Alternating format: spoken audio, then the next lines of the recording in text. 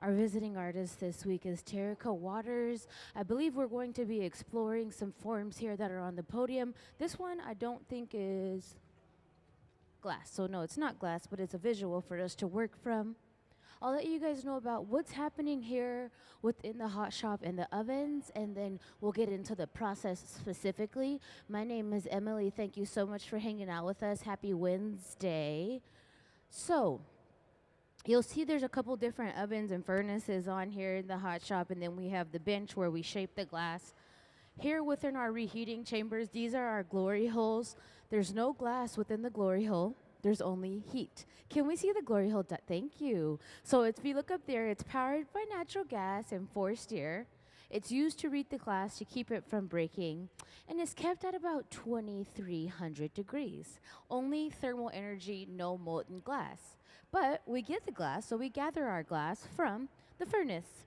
The furnace are these large tanks here with silver bottoms and then doors on the front. The furnaces are powered by natural gas and forced air as well. They run 24 hours a day, 7 days a week. They hold approximately 1,000 pounds of glass, and they rest at 2,100 degrees. They must stay on 24 hours a day because, as you can see that ceramic pot in there, if the glass cools, when the glass cools, it has the ability to shrink. And if it constantly heats and shrinks, it could crack the crucible inside. So the ceramic pot, it can crack that ceramic pot over time of continuously turning it off and on. It's also a lot more cost effective to keep it on than it is to turn it off because it takes a long time to heat up.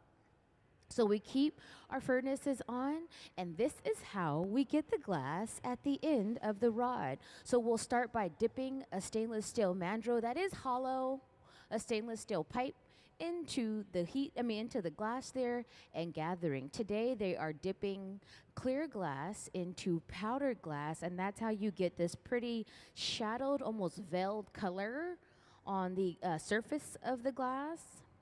And now we've blown out a bubble, and we're allowing the glass just to cool down. I think it's always fun when we are playing with just organic circle shapes because the glass loves and wants to be round naturally due to its surface tension.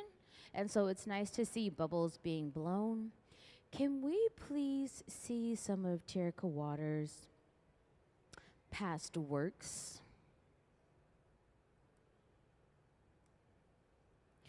So one of Seattle's magazine's most influential artists, born in Richmond, Virginia, Tariqa Waters' innovative practice masterfully commands space through her use of mixed media tableaus, paintings, photographs, film, and glass and whimsical immersive installations. Her Technicolor characterizes of multi-generational commercial references reclaim a sincere aesthetic steep into effortless regality and proudly celebrated traditions.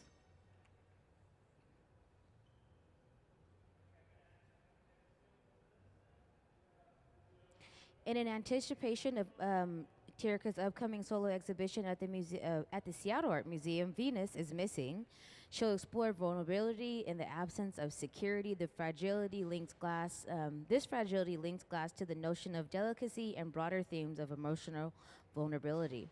Her installation transforms everyday objects and cultural references from childhood into art, including large sculptures, sculpted glass, giant ball barrettes. In her 2003 5-room installation at the Museum of Museums, Gum Baby. If she's fortunate enough to receive this residency, which she has, it will undoubtedly advance her body of glass works. And so Tariqa is the woman in the pink suit that is with us for the week to explore and push her glass practice further. My name's Emily, and if you all have any questions, feel free to raise your hand or shout my name out, and I'll be happy to answer your questions. It's a mouthful, right?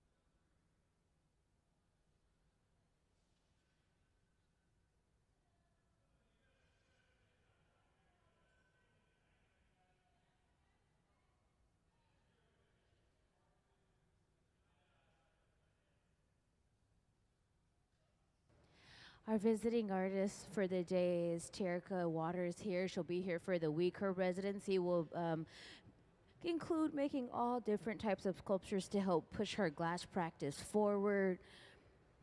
It's also in prep for a show at the Seattle Art Museum titled Venus is Missing. So as she prepares works here with us, you'll be able to watch the process unfold. Also on Sunday at 1 p.m., if you can't make it back, you'll be able to watch her artist talk virtually. So you can always go on to our live stream, which is at museumofglass.org/hotshop, and then live stream, and you'll be able to watch online. We are currently still doing some color testing, so that means that we're gathering glass from the furnace, rotating it, and color these little bowls of powder, and then blowing it out. Can we please see some of Mrs. Waters' past works?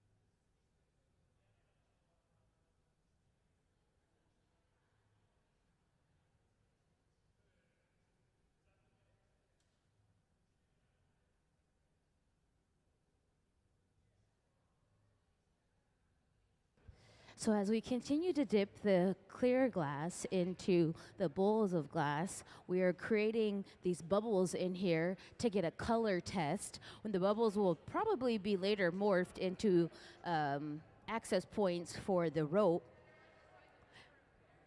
So as we continue to take the glass out of the furnace, we must recharge and refill, which is what which is what we did earlier today on the right side of the hot shop. So the bubbles look like they are all the same color, but if once they cool back to room temperature, the color will actually come. And the glass holds the heat, and it will make the color look different than what the outcome needs to be once it's cool.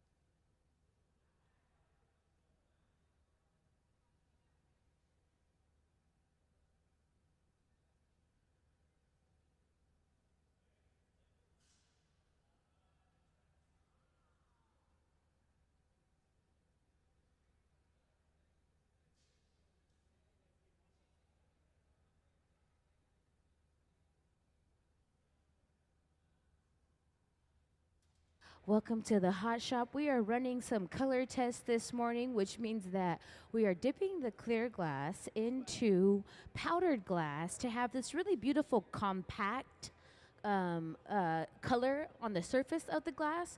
Then we're dipping them, then we're placing them here into an open annealer, which isn't something that we always get to see, which is kind of cool because when it cools down, you'll be able to see the color. We're color testing right now. Tariqa Waters is our visiting artist. Can we please see some of Tariqa's past works?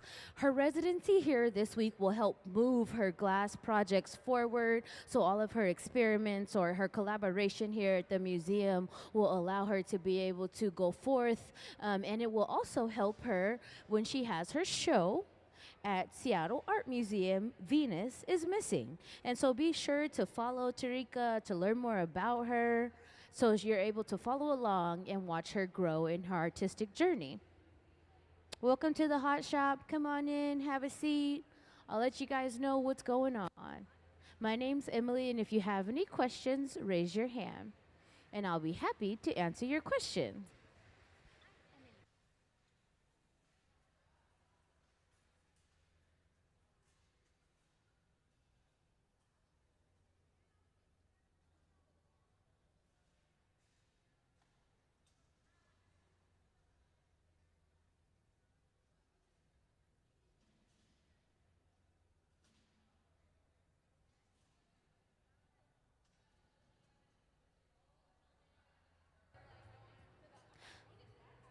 Welcome to the hot shop. Today we have our visiting artist for the week, Miss Tariqa Waters. She's creating different things here with us in the hot shop. But before we get started on what we're going to do, the solid idea, we have to do some test runs. So we're blowing out test bubbles of color, okay? And so what that means is we'll start by getting a rod nice and hot here within our reheating chambers. So where Gabe is standing, the man in the black shirt, in front of this reheating chamber, that is where we get heat from, only heat, okay? So he took a rod, dipped it into the furnace where we get glass from. So the silvered base with the doors, can you guys see the silver bases with the doors? That's where the molten glass is resting. It rests at about 2100 degrees. It stays in the oven 24/7, 7 days a week, and it stays hot.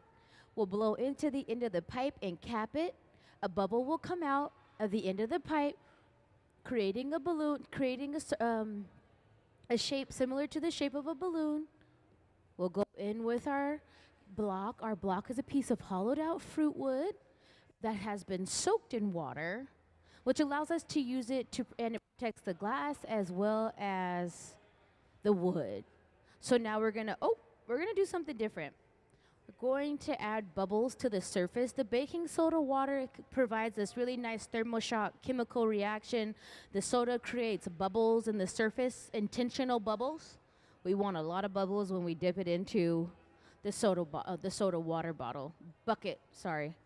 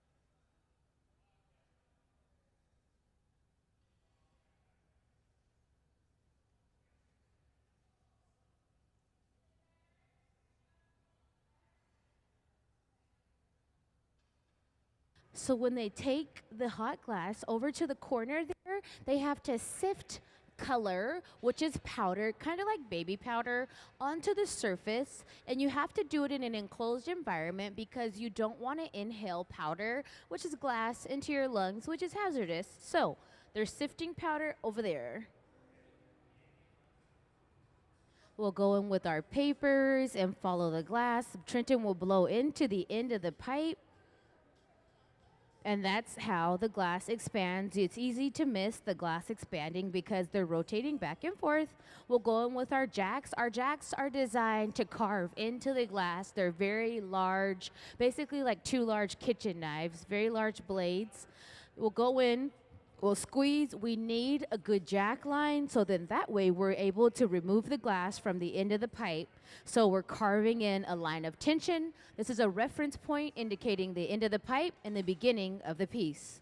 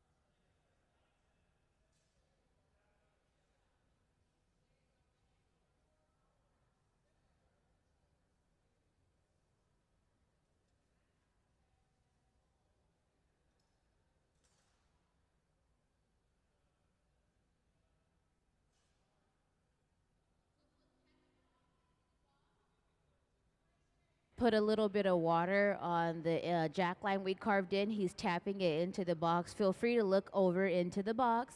Yes?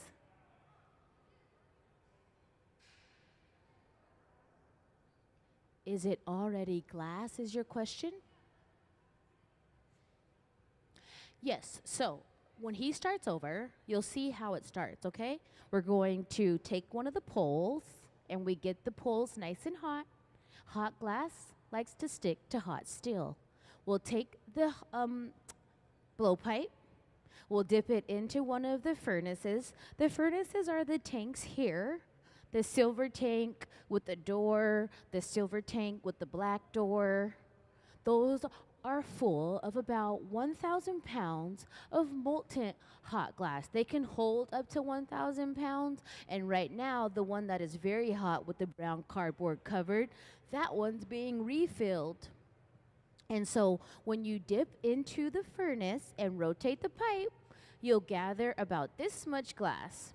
You'll blow into the end of the pipe, which will create a bubble similar to the shape of a balloon to be able to create those bubbles, those circles that we're putting into the annealing oven.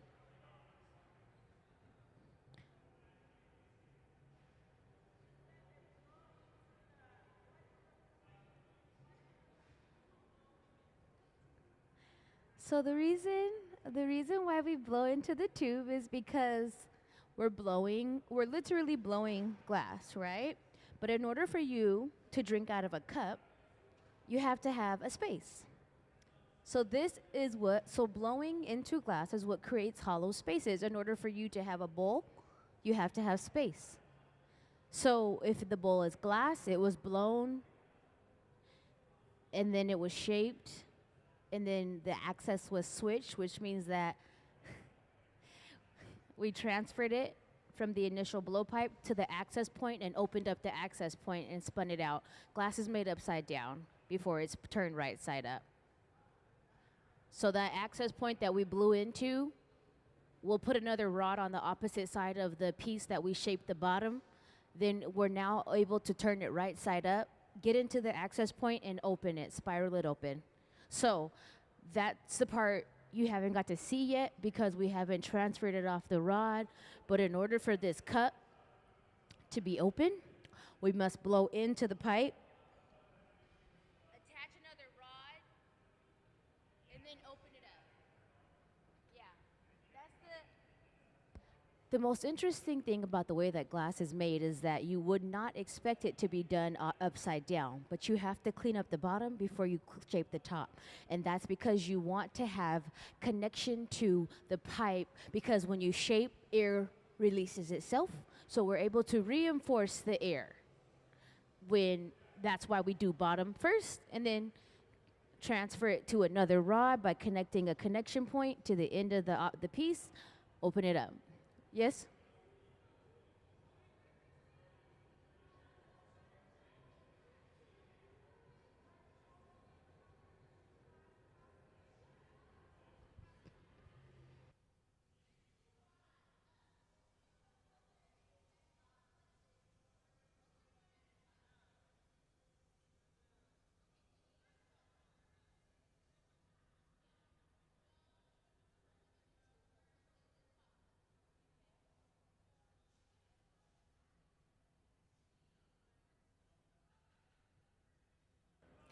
So the glass within our furnaces here at the museum is clear. If you look up at the,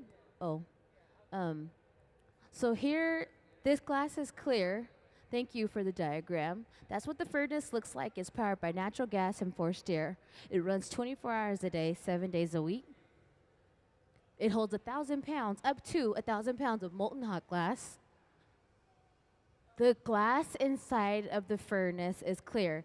Could we please possibly see the charging the furnace video to learn about the clear glass?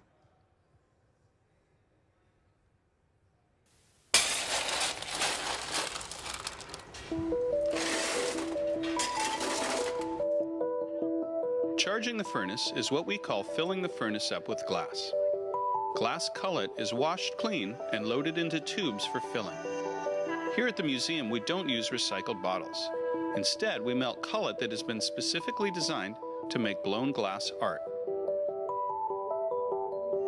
The primary ingredient in glass is silica sand, or silicon dioxide. The other two main ingredients are soda, or sodium oxide, which lowers the melting temperature, and lime, or calcium oxide, to stabilize it. Once the cullet is loaded into the 2300-degree furnace, a rake is used to level the glass for even melting.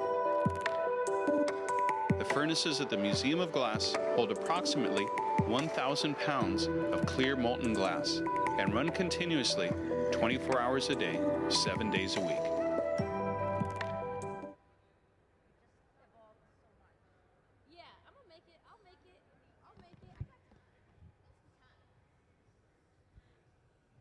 So how does the glass get color? Welcome to the Hot Shop. Happy Wednesday. I hope you guys are having a great day. So there are ways we can add color to glass. So that was your first question. Your second question was how do we get color? And then you had a third question. No? Okay. So how does the glass get color? We cannot have multiple different furnaces of colored glass because that's very expensive. So we have clear glass, and then we add color to glass in the process. If we could possibly, never mind. So color bar is how we have solid glass. Today, we actually have powder glass. So the glass that we have here, it rests in a bowl, and it's like a bowl of baby powder. This is actually a color. It's just so pulverized. It translates as white visually. And then we have frit. So frit is chopped glass that you can still see the color because the pieces are big. So could we please see the frit diagram if possible? And then next, I will show you guys the color overlay video to learn how glass. So if you look up at the big screen there, that's chopped glass, and the frit creature on the right, it gives you dots. And then if we could please see the color overlay video to learn how the glass gets color in a solid application, that would be great.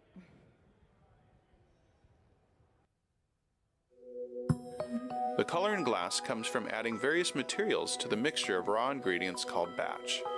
Most of the colorants are compounds containing some kind of metal. For example, adding cobalt to clear glass creates a deep blue. Tin and antimony can be used to create white glass, and gold chloride can produce a rich red or pink-colored glass. Colored glass is melted in furnaces, just like clear glass, and then is usually rolled into bars for storage and easy application. In order to apply color bar to a bubble, we first need to preheat the color to approximately 950 or 1000 degrees Fahrenheit in a color oven or garage. Once warm, the color is then picked up on the end of a punty rod using a little bit of clear glass as a support. The color is then heated in the 2300 degree glory hole to soften it and make it malleable, while another artist creates a small bubble of clear glass on a blowpipe. Once warm, the color is dropped over the clear bubble, and then using a variety of hand tools or the steel marver, the color is rolled back over the clear in an even layer. This process is called dropping color, or creating a color overlay. Depending on the project, that bubble is then usually gathered over with clear glass and blown into the final form.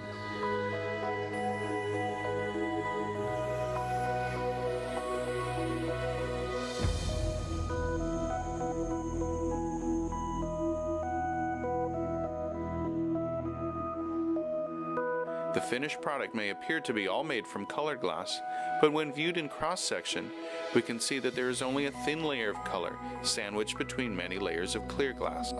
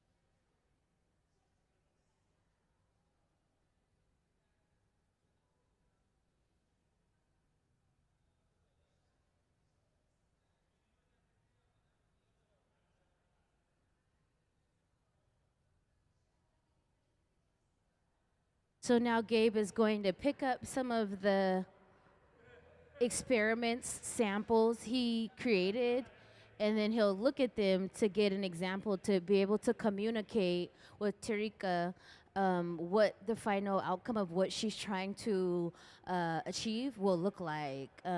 He explained to me earlier that the process that the goal of what she needs is actually something that we may not be able to do here. So they're going to figure out a way to do it just in a different approach, in a different process, potentially a safer process. So as they work through, this is how we communicate in glass. It's by making glass. It's all about glass here in the hot shop. The visiting artist program is designed for artists of all backgrounds to apply to create their visions in glass here at the museum. You get if you apply and you're chosen, you get to come and work here. And what is so awesome about that is you get people who have a lot of knowledge, who can streamline your process, and who can create for you, and you give them the vision. And so you get to just direct, and that's the beauty. You don't have to work too hard. You just have to hang out and say yes and no, or you can make glass also if you're very well versed with the medium. So the hot shop was designed for artists of all backgrounds to bring their visions here alive, and that's what makes this such a magical place, is that you can create and experiment and have fun, and you get to hang out with the hot shop team.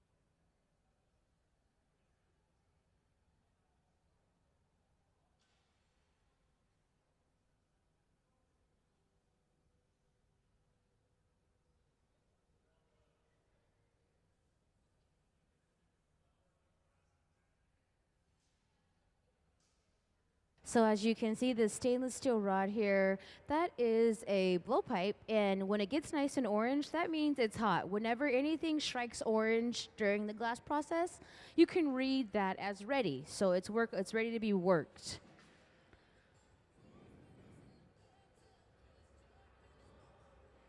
Nick here is our technician in the hot shop. He makes sure that all of the machines are running properly.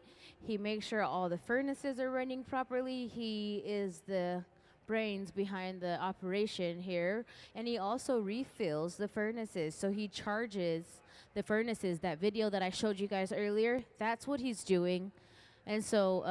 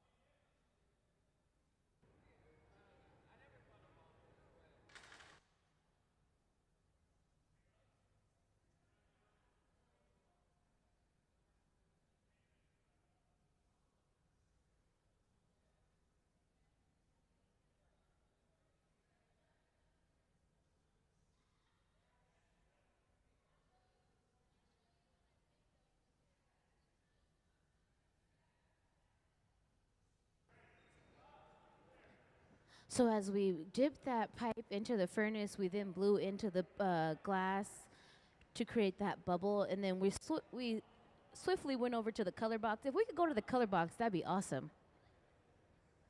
So into the color box to sift powder. We're cooling it down right now with the air gun, but they will sift powder onto the surface of the glass. And I like this view because you can see how clear the glass is. It looks orange when we're working because it's hot.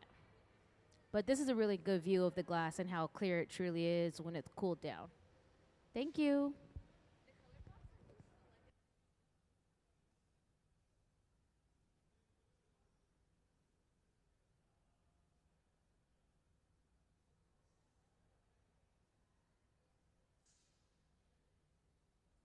So we'll dip into the furnace and gather glass again. And the more glass we gather allows us to have volume, and we can blow into that mass to expand the bubble, which gives us larger shapes.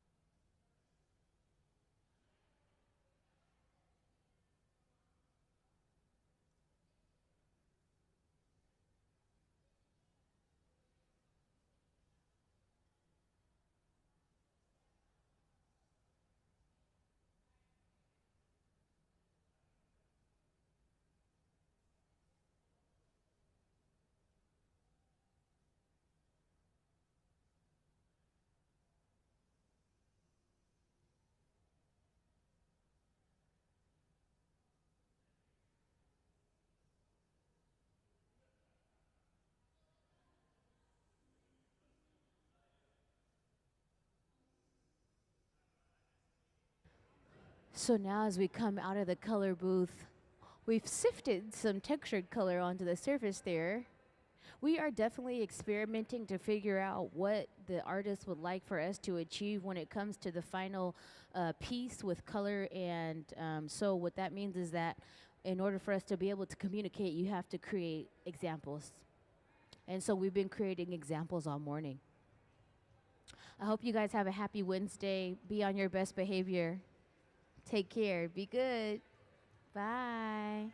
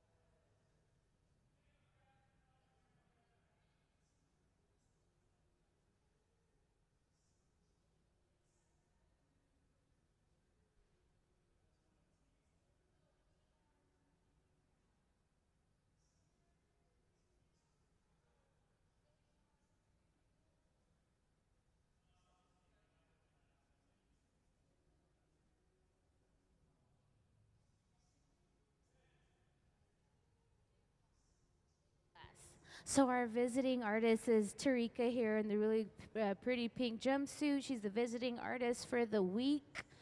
And right now, currently, she is here with the Hot Shop, which means that she will be able to utilize the Hot Shop team. She is one of Seattle's magazine's most influential artists, born in Richmond, Virginia. Tariqa's innovative practice masterfully commands space through her use of mixed media, tableaus, paintings, photographs, film, glass, and whimsical immersive installations. Can we please see some of Tariqa's past works?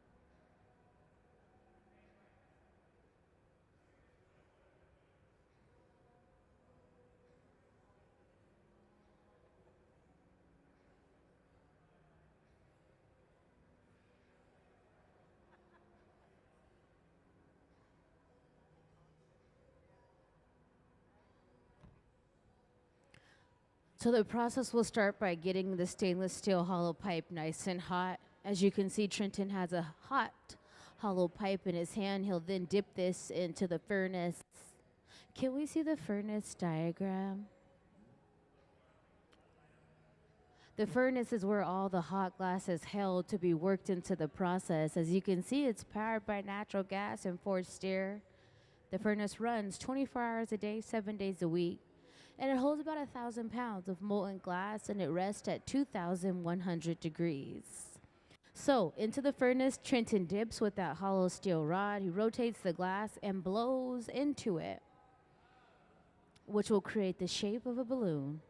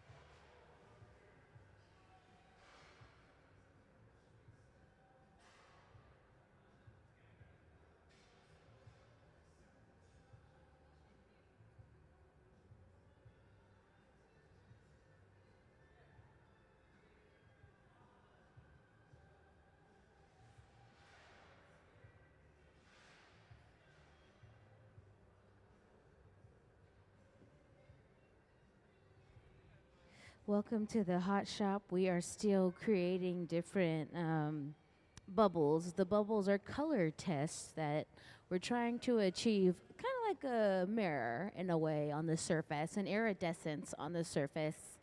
Um, and this is a part of the process. You come, you learn about the process, and then we learn. The hot shop learns about what your goal is, and they'll put all of their energy into creating to achieve that final idea. And so I'll tell you more a little bit more about Tariqa Waters. She'll be here. Tariqa, sorry, Waters. She'll be here for the week as a visiting artist, and this is also going to be what she makes here will also be a part of Venus is Missing, which will go up in May at the Seattle Art Museum.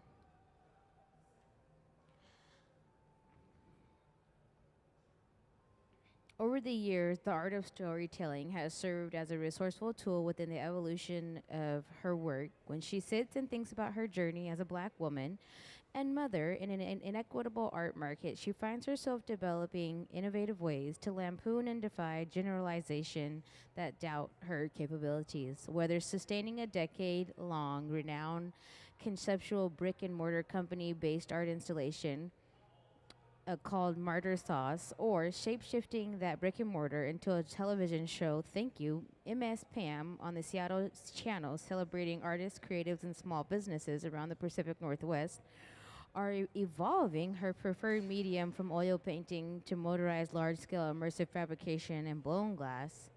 She has never shied away from taking risks. Her world drips with colorful irreverence and cheeky humor, flipping gender scripts, remixing black cultural touchprints, and reflecting the contradictions of daily life.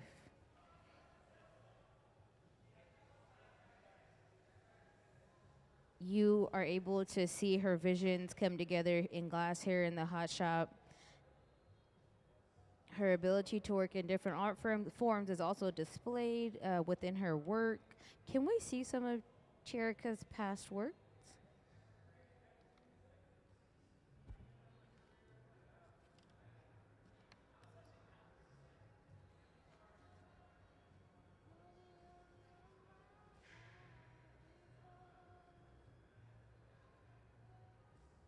So that's the windshield that we're trying to create. It won't look like that when it's finished, but I mean, it won't look like that in the process, but that's the final. So as we continue to dip in and out of the furnace here in the hot shop, we're gathering glass over a bubble that we've blown out.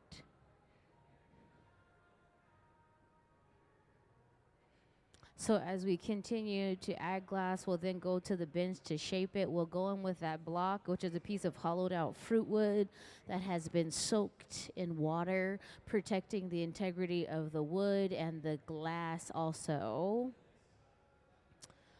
The water acts as a lubricant between the two mediums. And when you touch the glass with that block and it's initially wet, it quickly dries out. So you have to go back into the bucket to get more water. And then into that reheating chamber. The reheating chamber is just a device that we use to keep the glass hot. There's no molten glass inside of the reheating chamber. There's only heat. The reheating chamber rests at about 2,300 degrees. And it helps the artist keep the glass malleable to be shaped and worked at the bench.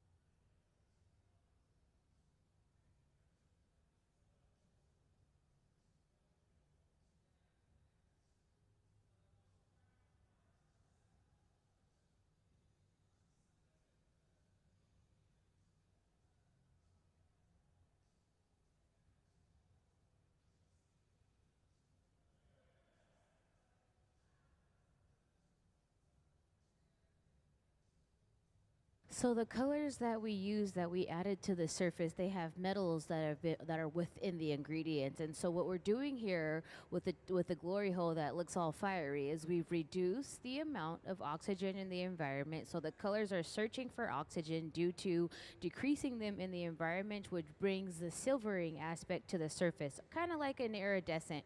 So you can manipulate the environment to bring different metals out of the glass. So we're bringing them to the surface because they're trying to latch on to as much oxygen as they can. And so that is called well, we turned it back down, but it was a reducing environment. So we reduce the amount of oxygen in the environment. That's why it's on fire. And then when it cools down, you'll be able to see that iridescent film on the surface. Welcome to the hot shop. Come on in, have a seat.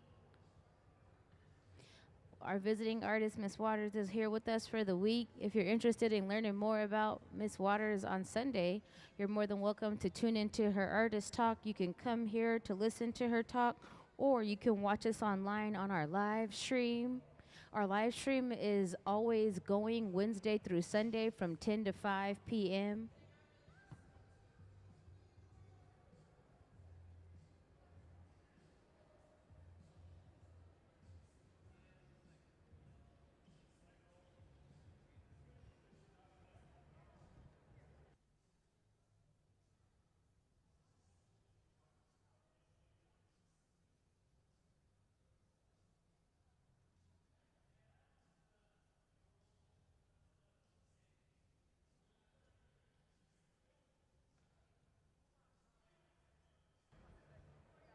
This morning we are experimenting how to achieve a desired design of color on the surface of the glass. And so what that means is that we have to run a lot of tests. So we've been running tests since we started around 10 o'clock, and you get to watch us experiment. That's the beauty of coming to hang out in the hot shop.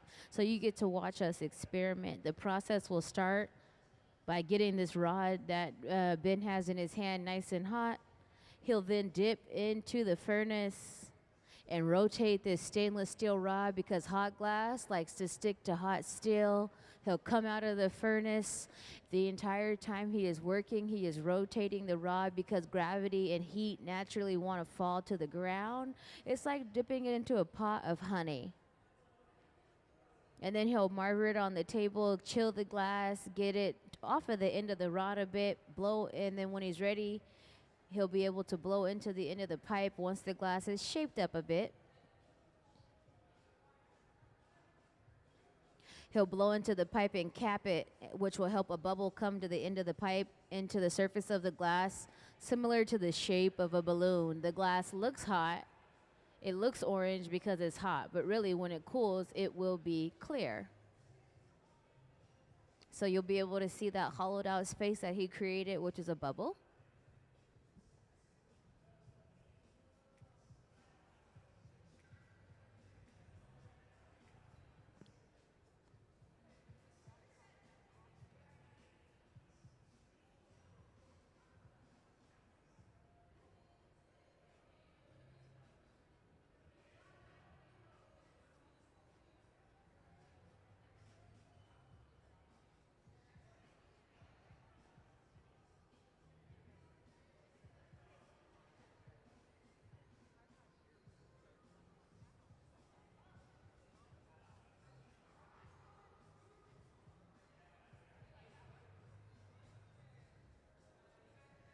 Can we please see some of Miss Waters' past works? This week here at the Museum of Glass, Tariqa will be able to explore different forms that she's desired to create here in glass, which will help move her medium or her works in glass forward. This is in anticipation of her solo exhibit at the Seattle Art Museum, which will launch in May. Venus is Missing.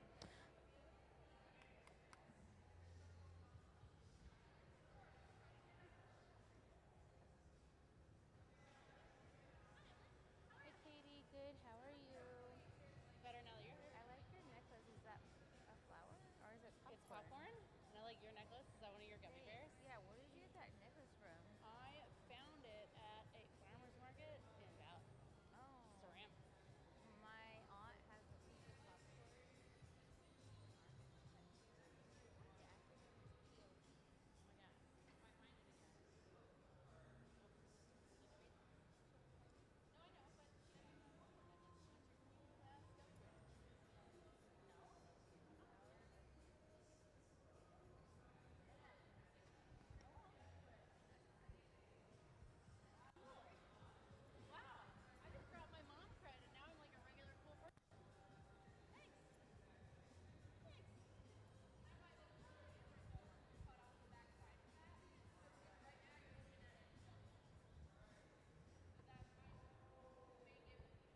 So we'll go into the powder booth as we did there to sift on color onto the surface of the glass.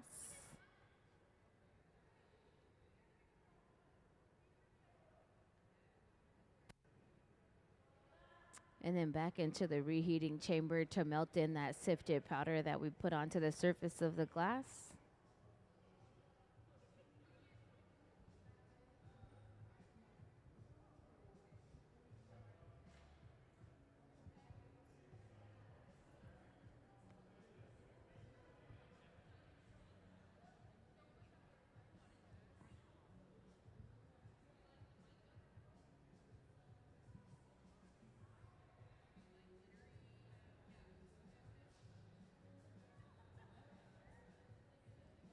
We'll go in with our jacks as we blow out the glass, and we'll carve into the glass there. That jack line's important. This is how we remove the glass from the end of the rod. So those jacks carve into the glass, creating tension. He's blowing out that glass to make it a little bit of a larger bubble. And then back in with the jacks, we're just creating color samples.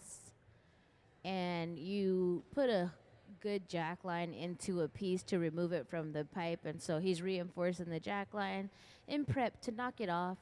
The more you cinch it, the better it is when you take it off. It's a little easier. Cool down that jack line that we carved in to help stabilize that glass there. We have to create color experiments so we can communicate with Miss Waters properly to understand what she's trying to achieve, the process that she wants to achieve.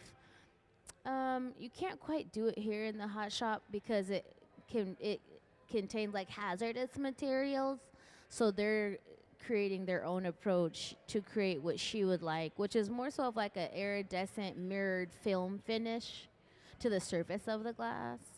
So they are here communicating how to get it right.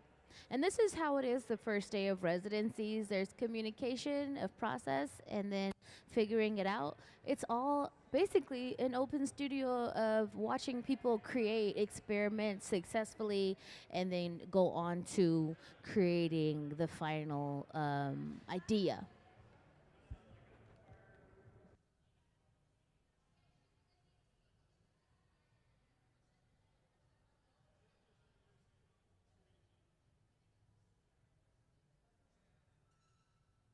Because we're creating these experiments, we're parking them in the annealing oven. You don't typically just put glass into an oven and leave it open, but we are just experimenting, so it's okay. We need to see what it'll look like when it cools down quicker than leaving it in the oven overnight, so we can get the process rolling, so we can produce what she needs. So we're just doing samples and boxing them. You guys can, if you want, you can walk down and look into the box of all the different bubble samples for color that they've created.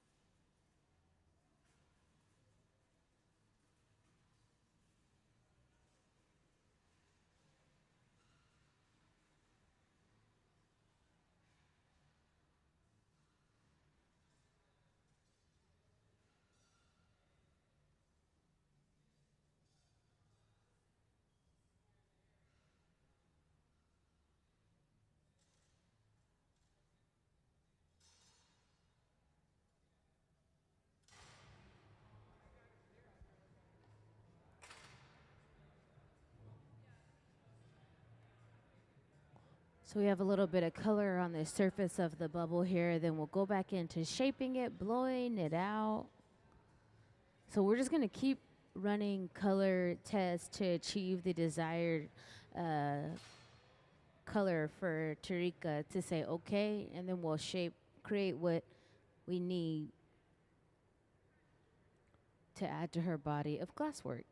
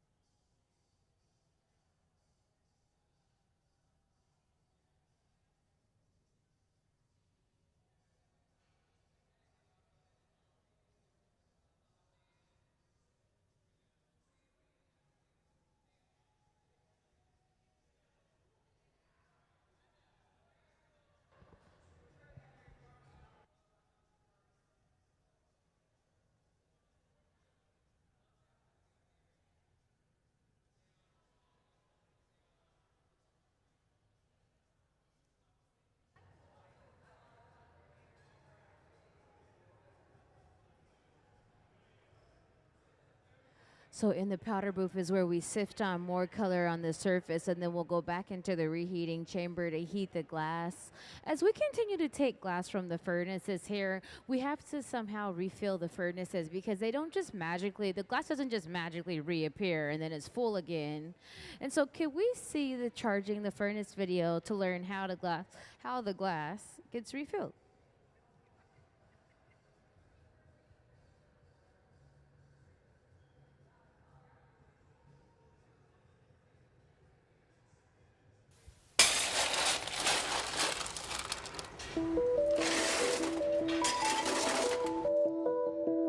Charging the furnace is what we call filling the furnace up with glass. Glass cullet is washed clean and loaded into tubes for filling. Here at the museum, we don't use recycled bottles. Instead, we melt cullet that has been specifically designed to make blown glass art. The primary ingredient in glass is silica sand, or silicon dioxide. The other two main ingredients are soda, or sodium oxide, which lowers the melting temperature, and lime, or calcium oxide, the stabilizer. Once the cullet is loaded into the 2300-degree furnace, a rake is used to level the glass for even melting. The furnaces at the Museum of Glass hold approximately 1,000 pounds of clear molten glass and run continuously 24 hours a day, 7 days a week.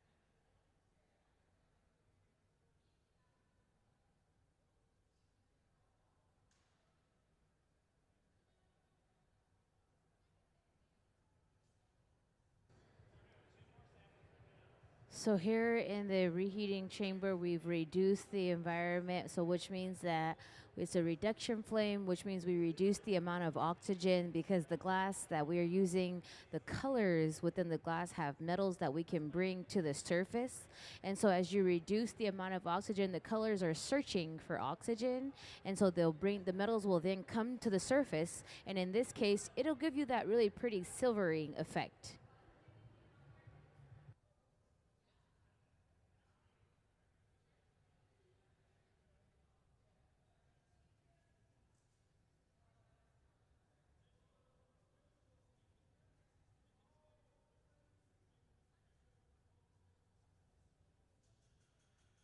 So we'll put a little bit of water on the back of that line there, and then we're going to place, I think we're getting closer to the finish idea of what she's trying to achieve for the mirrored surface, mirror slash iridescent surface.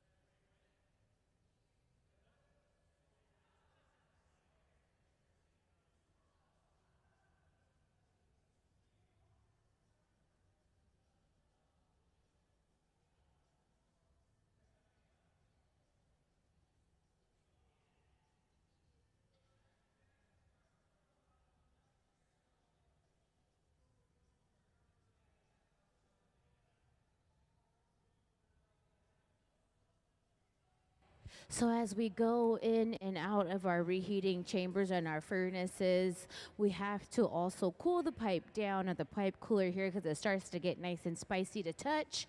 And then into the powder booth to add color to the surface. We're creating orbs here that'll be later manipulated in a different part of Tariqa's process.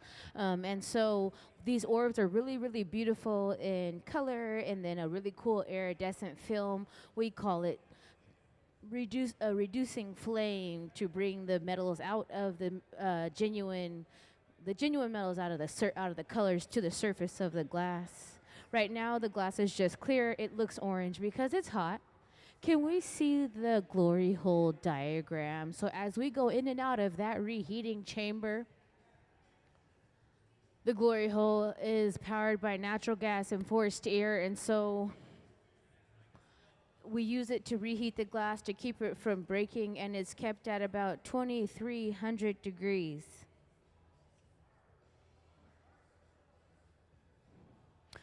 The hollow fire brick barrel is what the fire bricks are, what can withstand those really high temperatures. And then back to the bench with the block to cool down the outer layers, so when we blow into the molten hot core, it'll expand evenly because the layers on the outside are cooler to be able to help control the bubble.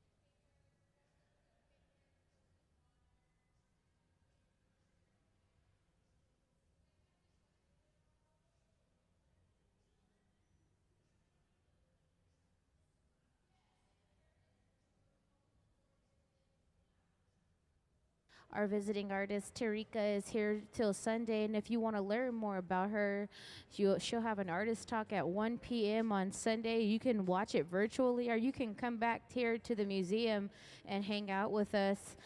We do have a few different other offerings as well here at the Museum of Glass. You can do hands-on workshops.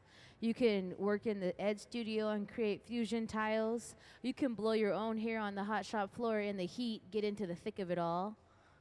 Look online though and go to our programs and workshops tabs, and then Third Thursday happens every third Thursday from 5 to 8. We're open, as well as all the other museums in the area in the evening hours. We're not open late often to the public, so every third Thursday 5 to 8 we're here open.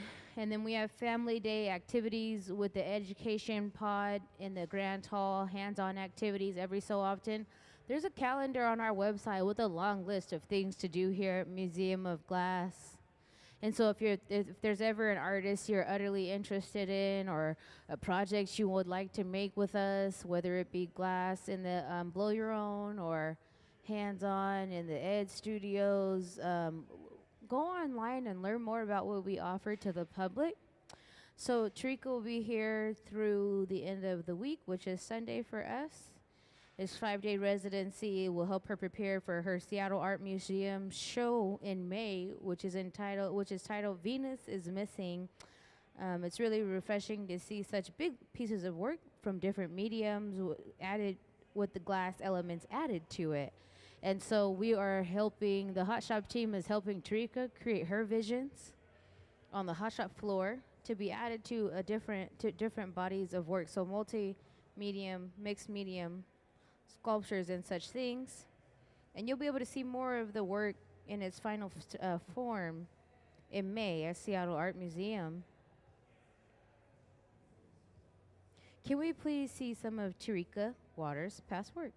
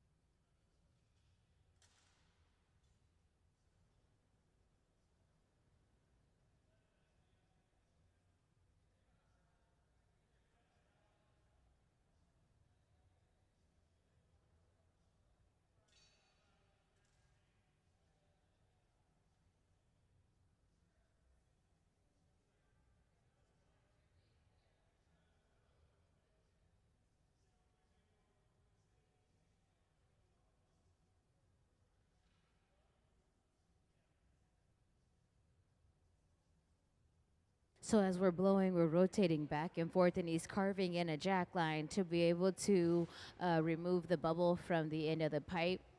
The jack line creates a reference point, the end of the pipe, the beginning of the piece. And it's what it's doing is it's carving into the glass, creating tension in the area. So when we put water on that jack line, it'll help release the glass. These bubbles are for a different, they're being made to be put together for an overall piece later, but you got to go start with bubble by bubble.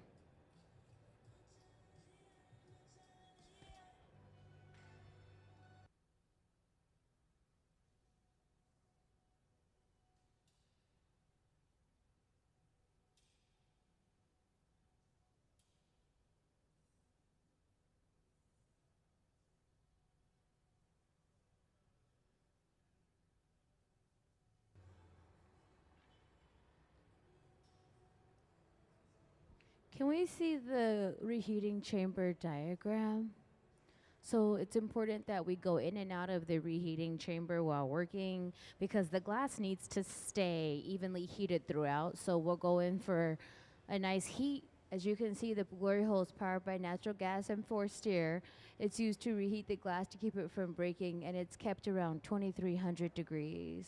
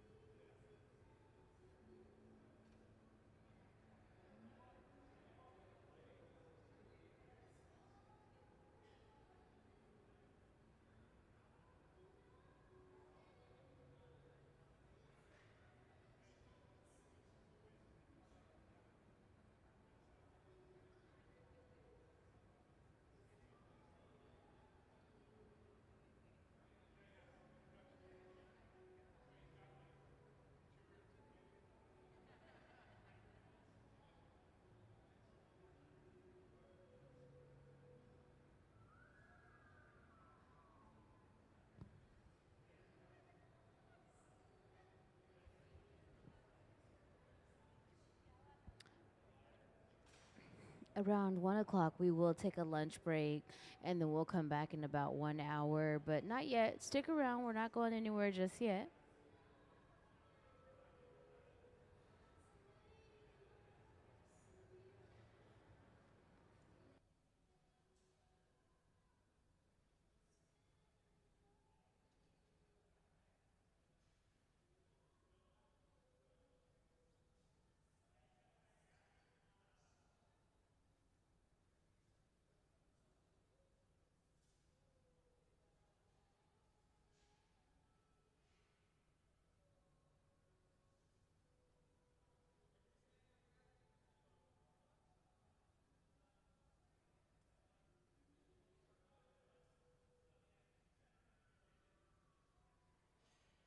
Then into, let's give them a round of applause for all their hard work. Clap it up.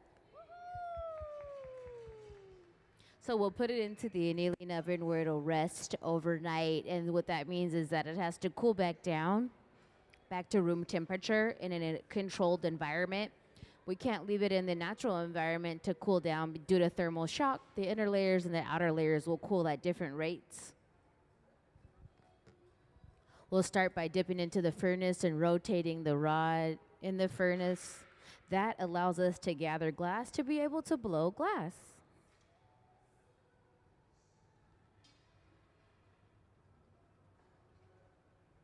To the bench we'll go to give it some shape, blow into the end of the pipe, which will create a bubble similar to the shape of a balloon. Our visiting artist for the week is Miss Waters there in the pink with the really cool blue hair. She is here to explore and to advance her creations, experiments in the hot shop with the hot shop team. And what's really cool about having a residency here as a visiting artist is that you get to work with people who are very well versed. They have a lot of knowledge about the materials and they can help bring your ideas to life. And while your ideas come to life, you're able to dictate yes, no, maybe this, maybe that, and you don't actually have to use your all your strength.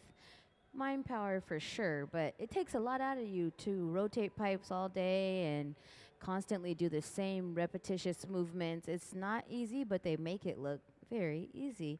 And so that's the beauty of coming to work with a team that is able to produce your ideas and bring them all to life through glass.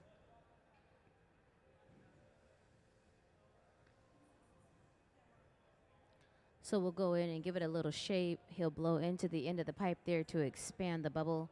And then next we'll add color, sifted on. It's powder color.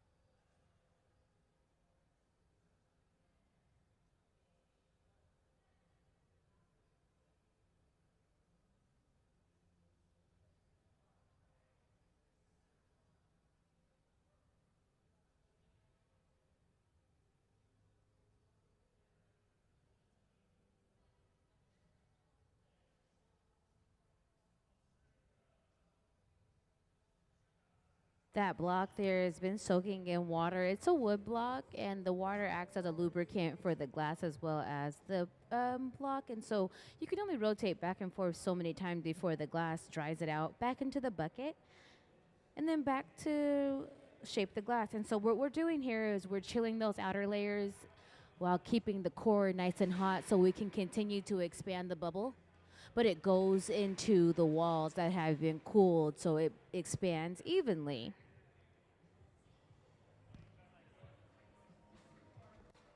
Nick here is refilling the glass with the furnace with glass. So he's charging the furnace, and it's a process that must be done so we can have glass to work with.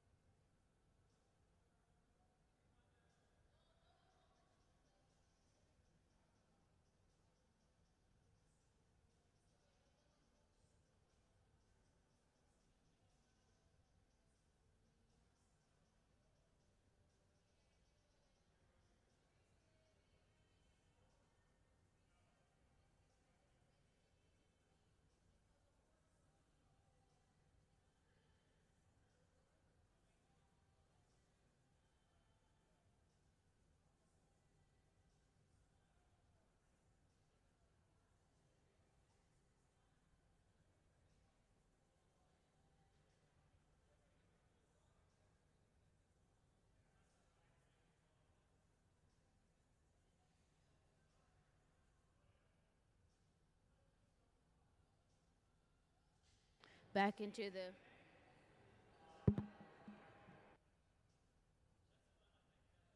So we'll go back into the reheating chamber to get the glass nice and hot after sifting on powder, and then we'll blow it out, kind of similar but larger to the ones that Kristen's holding here in her hand. We're just making orbs, spheres.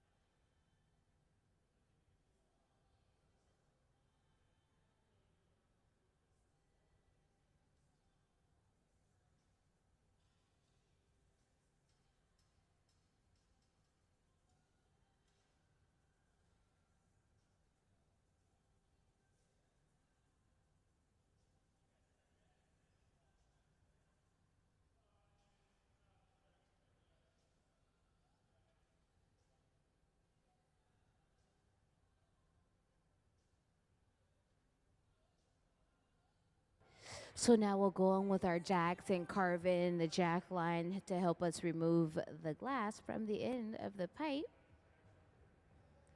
So we'll carve in that jack line, that line of tension. It's indicating the end of the pipe, the beginning of the piece. It's a reference point.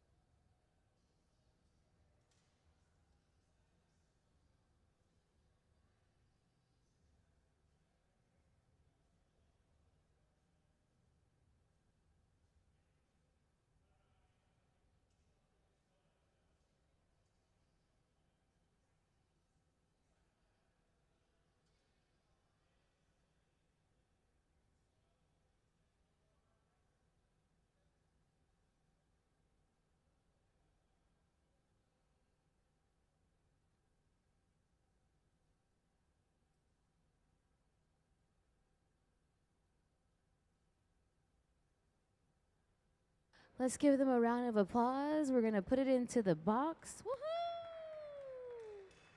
We're going to box it, and then we're going to head to lunch, and we'll be back in about 1 hour. We'll do it all again. We have Miss Tariqa Waters with us in the hot shop this week as our VA. We'll see you in an hour.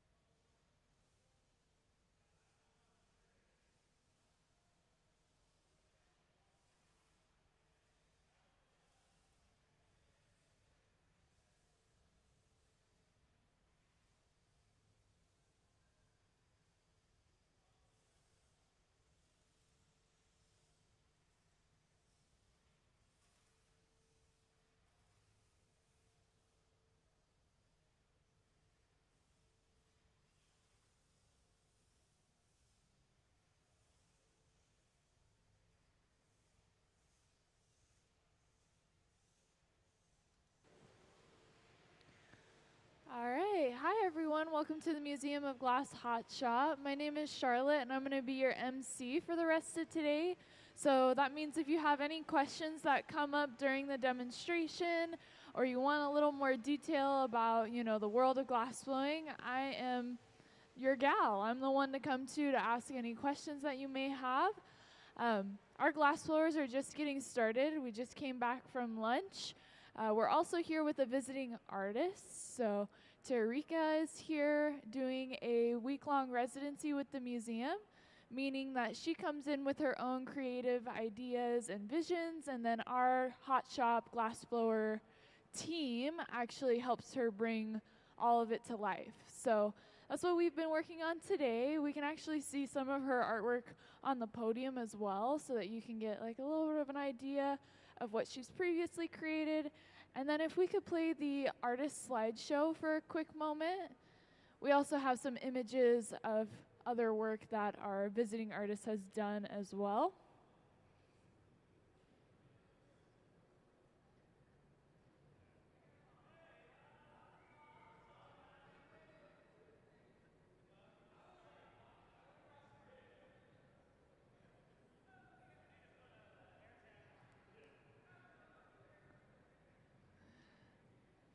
So like I had mentioned, our glass blowers are just gonna, get started. It's gonna be a little bit slow at the beginning as they start everything off, but I will be here to kind of walk you through.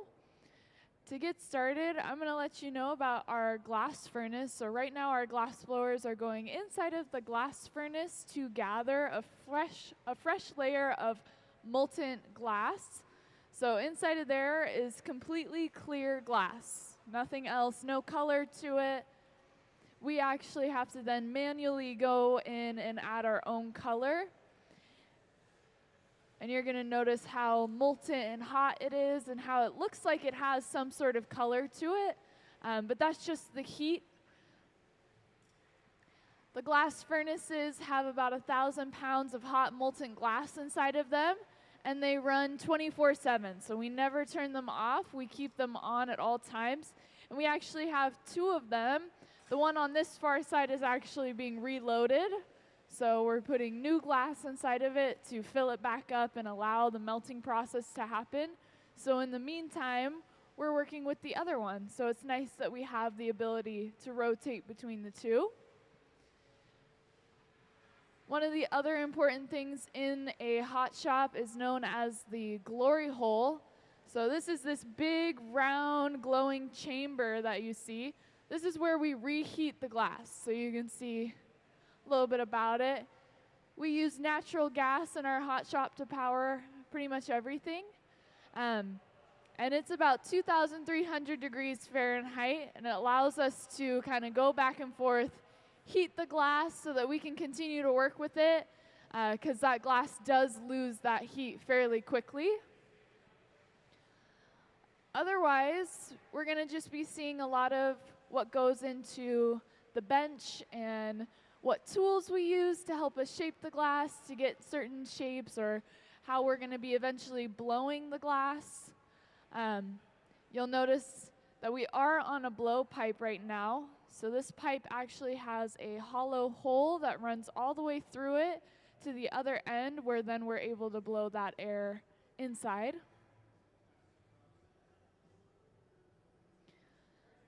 You'll see he's going in with actually a wooden tool that we call a block. We keep it soaked with water. It allows us to shape the glass, give it this really nice round shape, so that when we start to blow the air in it, it blows throughout the glass evenly instead of becoming lopsided and going in one or the other direction. And then our visiting artist has also joined us on the floor, so you'll see it in the very fabulous pink jumpsuit. That's our visiting artist on the week-long residency.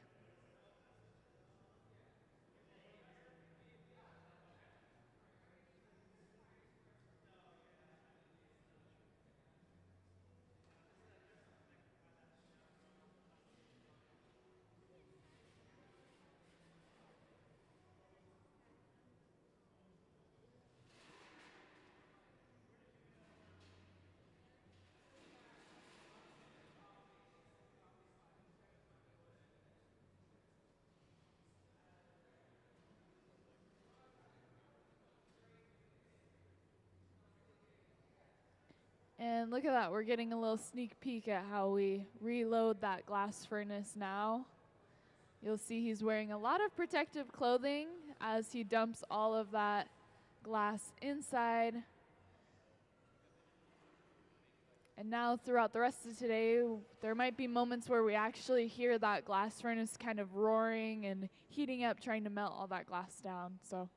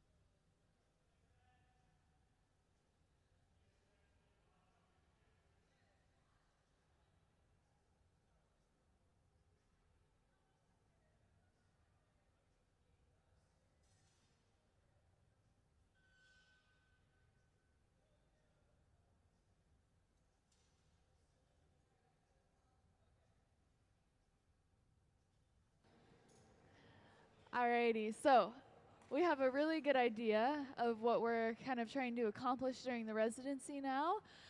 So down here we actually have kind of measurements of how much glass they're going to need to fill on this like plastic sheet here.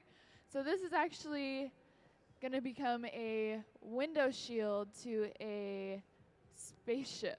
So she's making all these blown bubbles that are then going to kind of be pushed and put together and create this kind of bubbly, really fun, creative windshield to a spaceship that's then going to get hung up. I think we have a picture of it somewhere in the artist slideshow. I'm not too sure. But she's trying to give an illusion of very like soap bubbles like that you would get from a bubble wand. So very iridescent, multicolored bubbles, which can be really hard to achieve in glass, especially coloring, you know, and all that. But they have a few test runs that they've gone through and done to kind of see if it'll work out. And so she has quite a few colors that she's played with. Oh, there's the spaceship. So you can see right now it's missing that windshield, but eventually it'll have this bubble windshield on it. Thank you for the slideshow. So we can see that basically our glass blowers are going to be blowing lots of very nice and round bubbles. And that's pretty much what we'll be doing all day today, trying out maybe a few different colors, seeing if they give that effect of soap bubbles that she's looking for. And then once all of the bubbles have been finished, she actually will go in by hand and kind of piece them all together and cut them in half so that the other side of the windshield is hollow, so you can actually kind of see into it instead of there just being full round bubbles. Does that make sense? So you can see that we have the base of the bubble, and then they've actually gone in and added another one on top of it.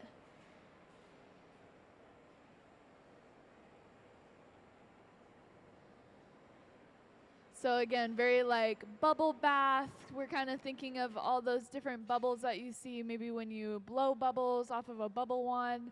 And when they hit the light, they have that very like rainbowy, iridescent coloring to them. She's trying to achieve that as closely as possible, but of course in glass, it's very difficult to find colors that can mimic that kind of effect when it hits the light.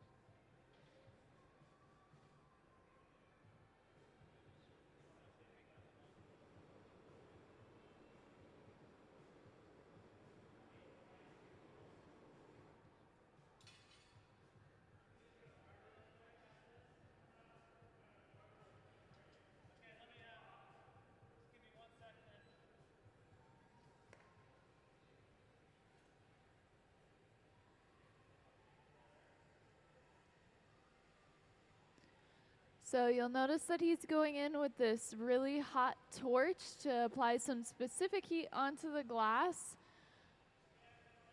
kind of creating an indentation and spot where they're going to be adding some fresh and new glass onto the surface.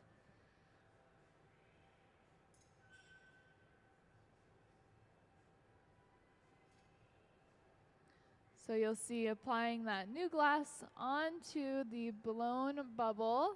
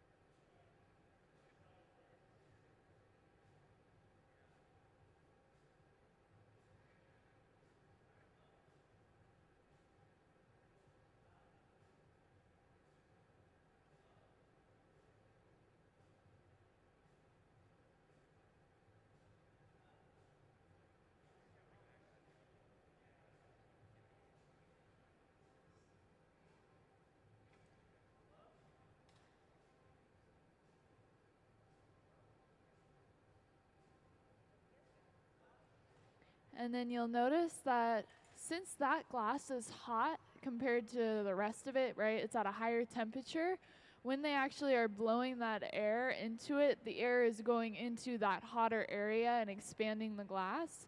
So they created a very small hole so that the glass that we just added on could actually inflate and become, you know, a round bubble on the surface. So we added solid glass on, but since we still have hollow space that we're working with, they were able to just punch a small hole into it and then be able to blow air into the glass that we just added on. Makes it a lot easier than trying to like pre-make very small blown bubbles and then add them on by hand. So by adding just a chunk of glass and then be able to inflate it while it's already on the piece makes things a little bit easier.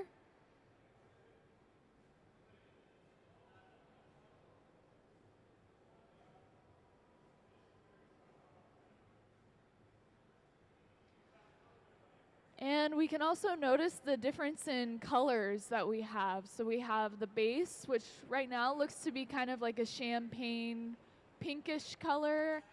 And then we have the smaller bubble that looks to be close to like maybe a white. And then the one that we just added, which right now is still pretty hot, so it's looking kind of like maybe more of a beige kind of tan color.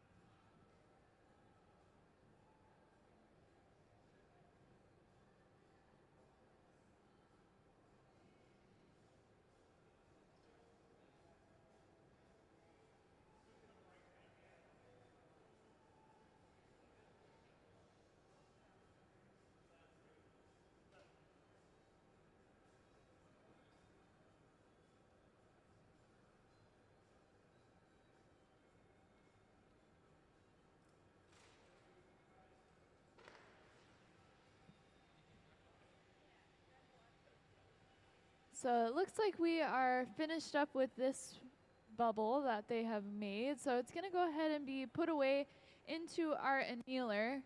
You can see they're walking it over to that annealer now to go ahead and place it inside.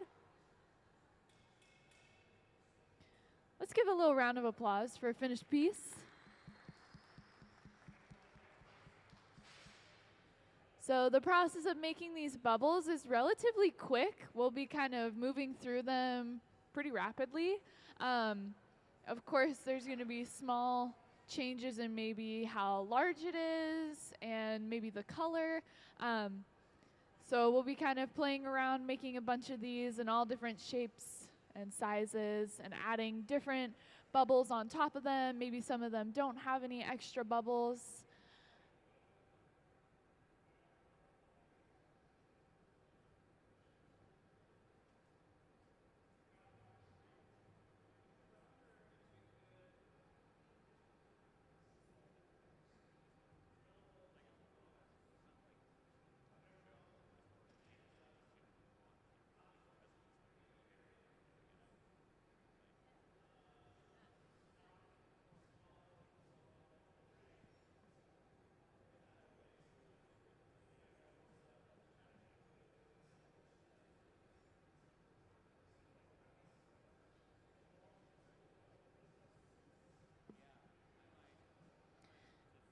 And again, for those of you that are recently joining us, we're here with a visiting artist on a week-long residency this week. So Tariqa is here doing a residency at the museum. She's in the pink jumpsuit and the pretty blue hair. She's working with our team of glassblowers here at the Museum of Glass to bring her creative vision to life. So it's a really cool opportunity that we open up to artists to send in submissions to then be accepted by our glassblowers. And then they get to come for a whole week and basically have free reign over what gets made during that week. This week, she is making a windshield for a spaceship that is going to go up in an art installation of her own. So she's making all these bubbles with the team that are meant to mimic like soap bubbles or like bubbles that you blow from a bubble wand. So very like iridescent, multicolored, very fun and playful, all different sizes. And those will make up this entire windshield of the spaceship. So you can imagine we're going to be making quite a few bubbles to fill up this large space. And kind of playing with colors and trying to get that effect of them looking like soap bubbles is a little bit challenging in glass.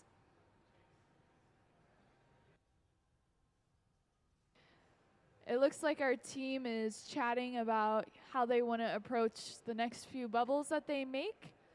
So we'll be hanging out, kind of waiting for them to get started again.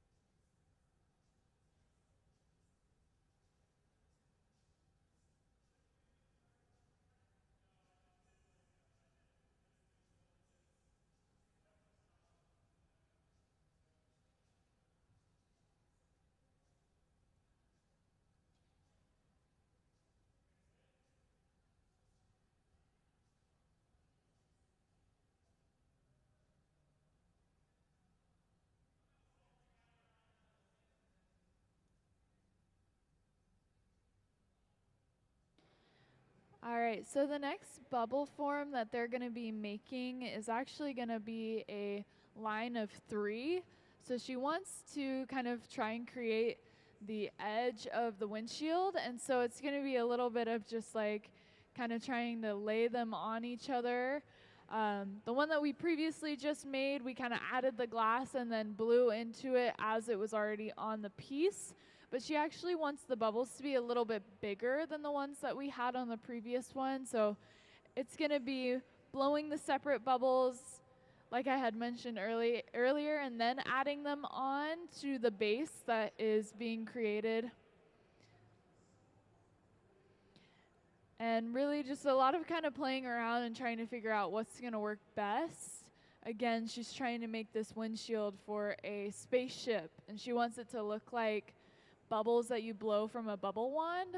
So very fun, playful, you know, lots of varying sizes, and also kind of wanting them to almost like form together, kind of like it happens on a bubble wand, but definitely a little bit challenging to achieve with glass, especially the color that she's trying to achieve and just the shape, and trying to get them all to look very fluid and like they are just made out of soapy water, basically. So we'll kind of watch and see how this all works. I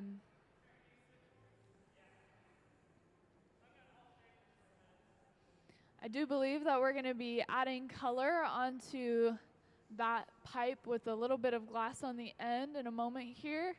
They're going to actually sift on powdered glass. So it's not like in a solid bar form where, you know, we kind of break this into smaller pieces and get it warm and then put it on the surface, but we're actually using like a sand version. It's like dusting the glass on. And we actually have to do that in a safe place called the powder box, just because nobody wants to be inhaling powdered glass. And then meanwhile, our visiting artist is also making a cage to try and create these indentations in the bubbles, because they will be cut in half so that they can create this windshield. And she wants to create basically like a lip so that they can kind of hold themselves on the edge of the spaceship. So lots of different elements and lots of kind of testing things out, trying to figure out what will work, what won't. You know, it's always fun when you haven't done something before and you get to kind of see how to make it all work and how to make it happen.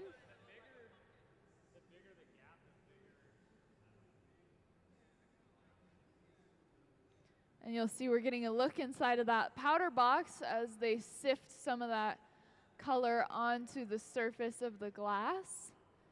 So just like when you put powder, like powdered sugar onto like a dessert of some sort, similar thing, we use a little sift and we just kind of tap it onto the surface, coating the entire thing, getting that color on there.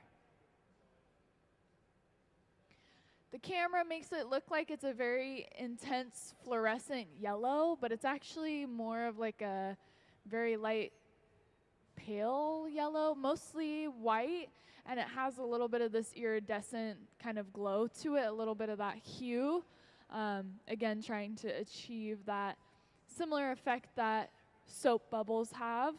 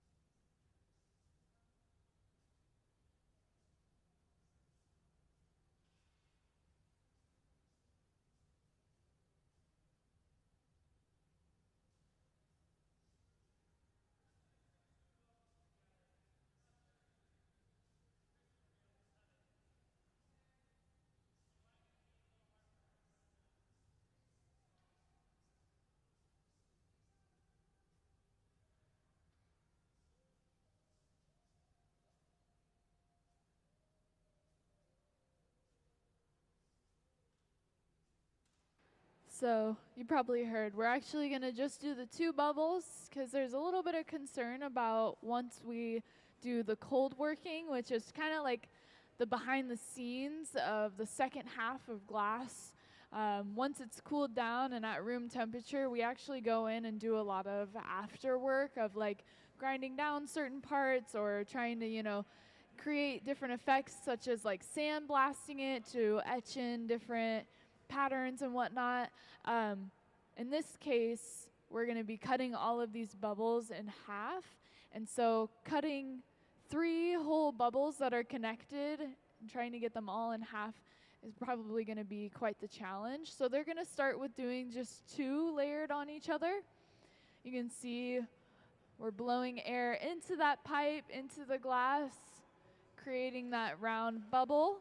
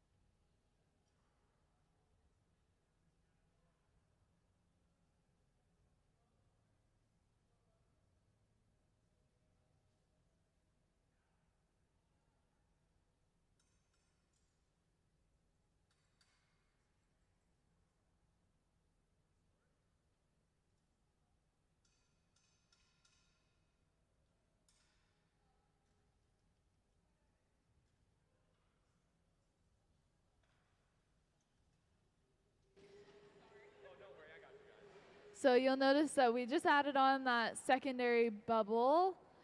You can see that purposefully is not this perfect sphere, right? We wanted to make sure that it was kind of oblong and a little bit more kind of organic in shape because we want to, again, mimic how bubbles can look when they kind of trail off of each other when they come out of that bubble wand.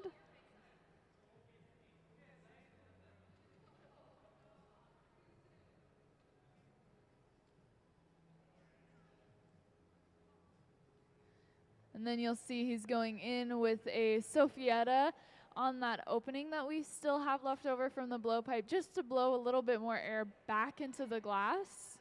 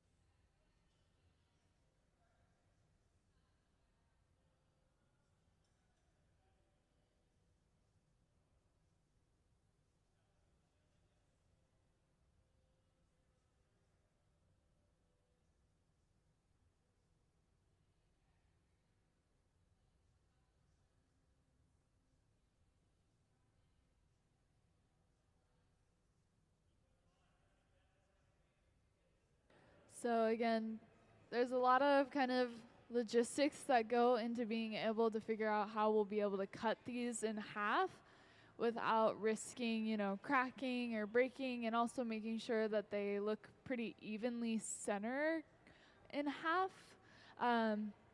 So trying to figure out how they're going to be able to layer these bubbles together and create these kind of clusters of them and still be able to cut them in half. We actually have our head cold worker out here kind of eyeballing it and seeing if it would even be possible for her to cut it in half without risking too much of the glass.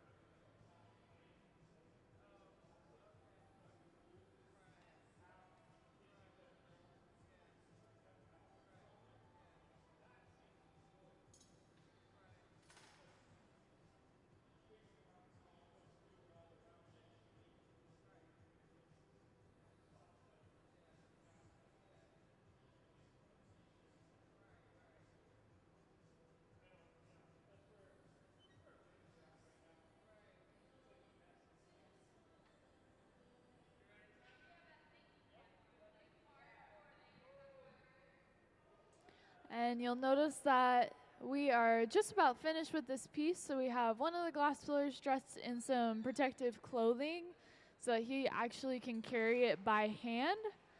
So we're going to get ready to break it off. A little bit of water on that weak spot where we want it to break, and we're filing it. And then tapping it off of the pipe so that it just comes right off at that spot. And then they're torching that opening that we have, trying to get rid of any of those rough edges and taking it off to the annealer where it will safely be put away and then slowly cooled down to room temperature, probably overnight. And then let's give a little round of applause for a finished piece.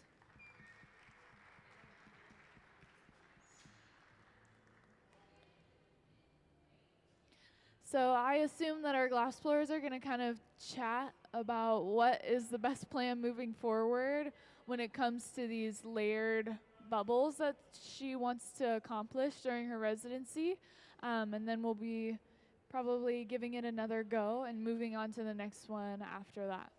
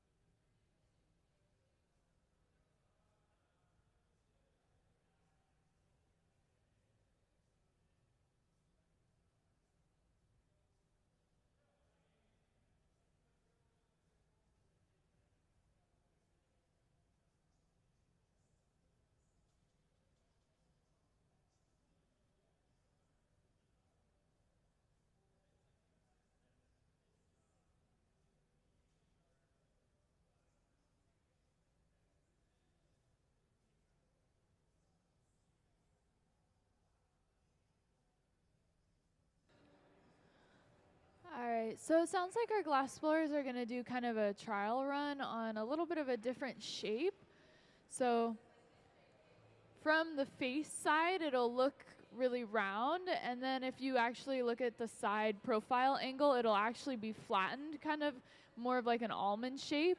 That's just so that we are able to cut through it easily, whereas, you know, a full sphere, there's no angle of it that is very, you know, equipped to be cut through. So they're talking about actually kind of flattening them, but still remaining one side to be round, kind of like a contact lens. They're going to give it a trial and a little test run, I believe, with all clear glass. So they're not going to use any color, just to make sure that, you know, they don't waste any of that supplies.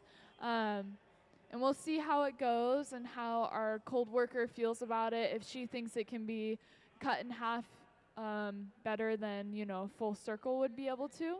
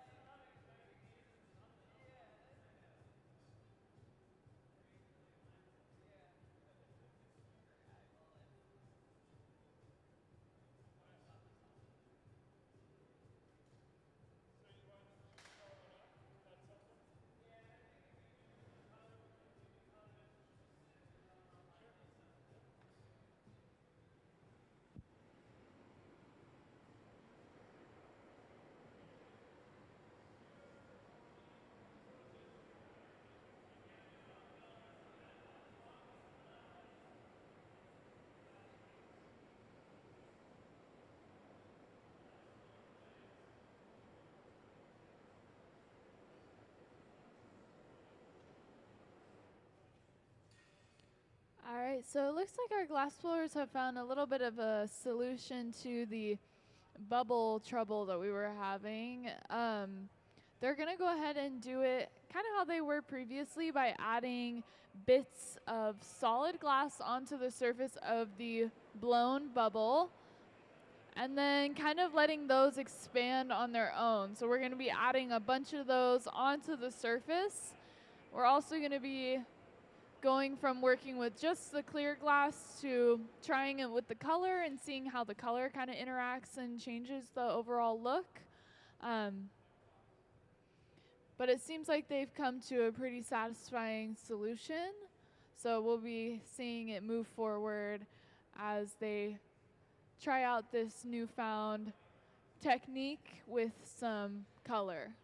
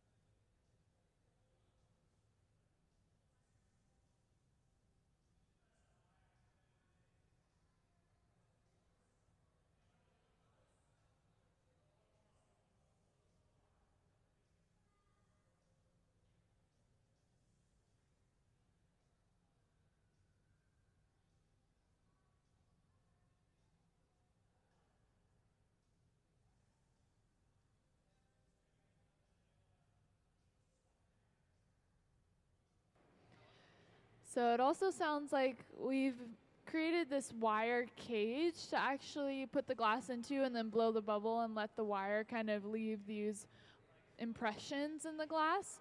So it sounds like we're going to be testing that out as well to see how that kind of works out, if it gives the effect that we're looking for by leaving those lines in the glass.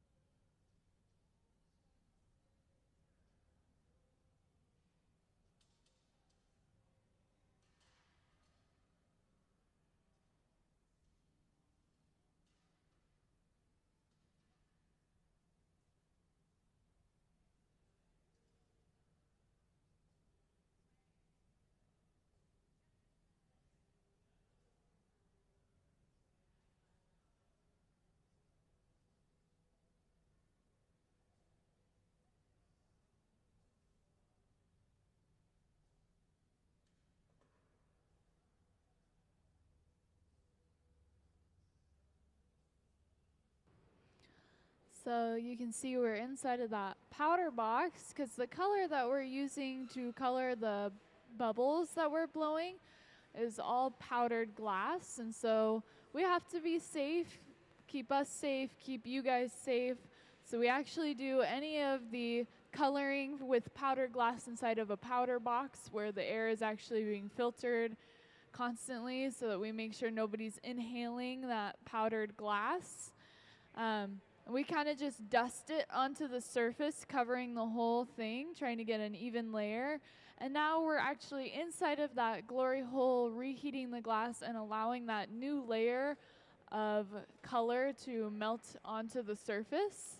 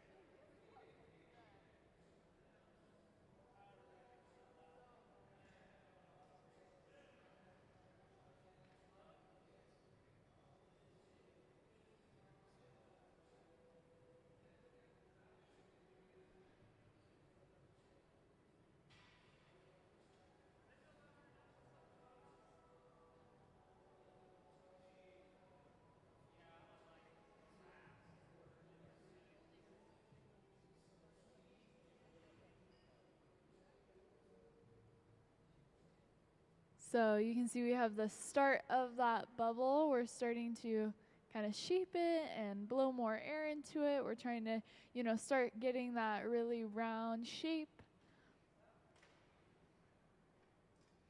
You'll see he's going in with a metal tool that we call the jacks, and he's actually creating something that we call the jack line. So this is really essential in glass blowing because this is eventually where we're going to be breaking it off of the pipe from.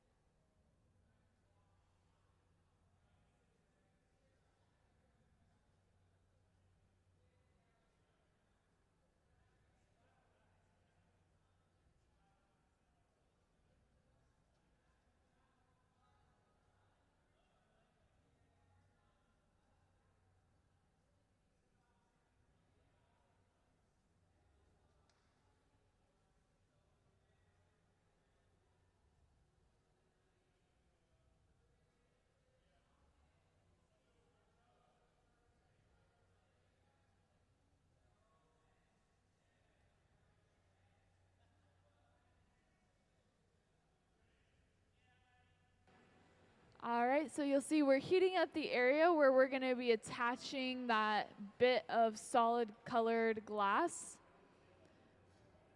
And we're going to allow it to connect itself to the surface and then cut it away from its original pipe. So now as we start to blow air into the glass again, it'll actually expand where that clear bit has been added.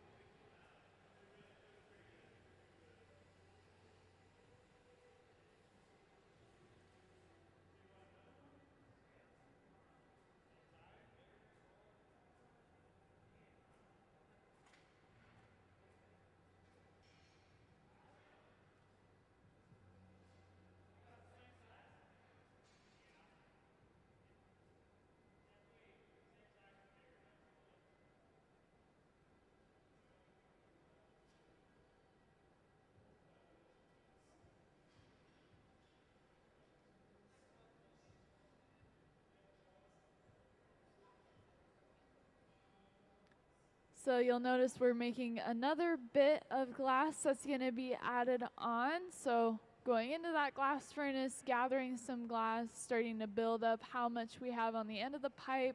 We're going to color it and then get it prepared to be dropped onto the surface of the bubble that we already have created.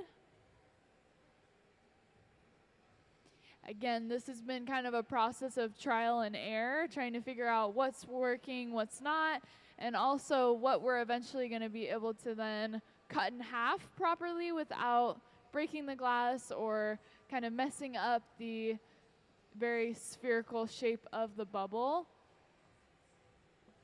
For those of you that are recently joining us and haven't heard yet, we have a visiting artist this week. So she came in, Tariqa is here, and she's making a windshield that is going to be put onto a spaceship that she made as well. And the goal is to have the windshield look like soap bubbles that you blow from a bubble wand. So, you know, all these different shapes, sizes of bubbles kind of added together. And then trying to also mimic that color and kind of iridescent, I guess, look of the bubbles. Definitely not easy in glass. But you can see we just added that second bit of colored glass onto the surface of our bubble.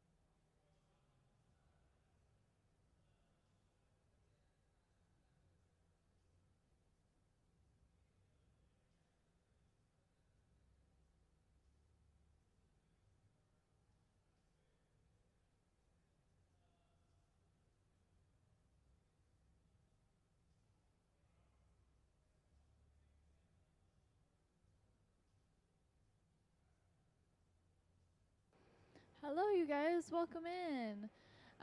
We're having a pretty relaxing last little 45 minutes until we're finished for the day. So they're going to be making these blown spheres. That is for our visiting artist. She's making a windshield to a spaceship that is made out of all these bubbles. They're meant to kind of imitate and look like soap bubbles that you would blow off of a bubble wand. So that's what we're going to be doing for the last little stretch of the day. They're just going to be making some of these spheres. So if you want to hang out, watch for a little bit. Yeah, we'd love the company.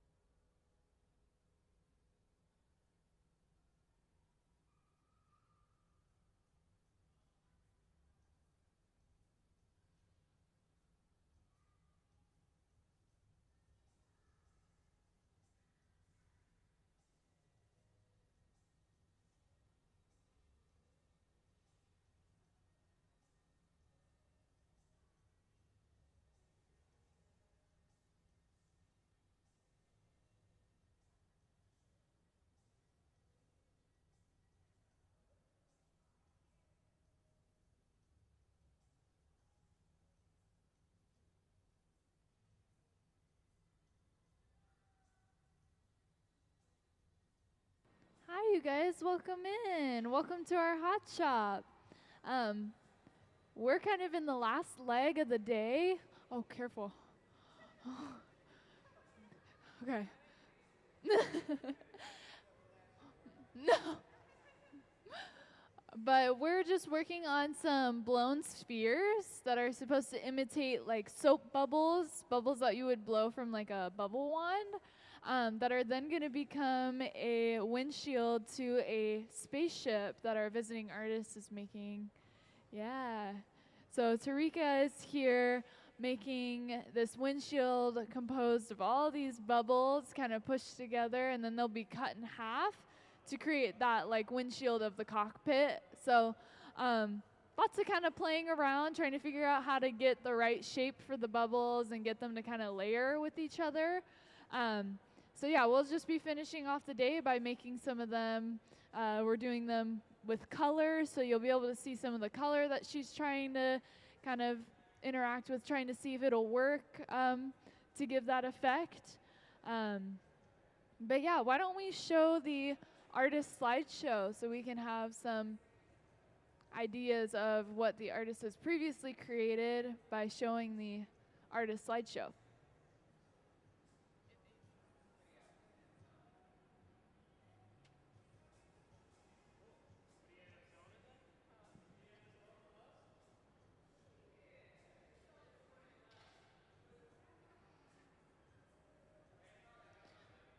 Could I please see the artist slideshow?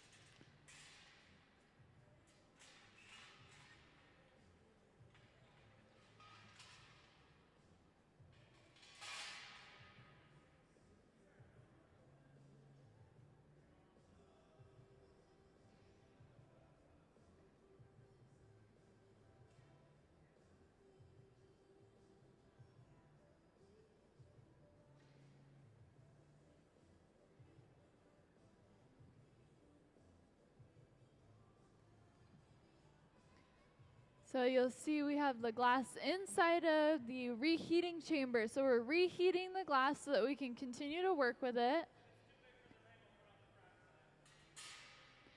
And what they're going to start to do is actually get ready to blow the glass to create that big blown sphere, that bubble that we're looking for.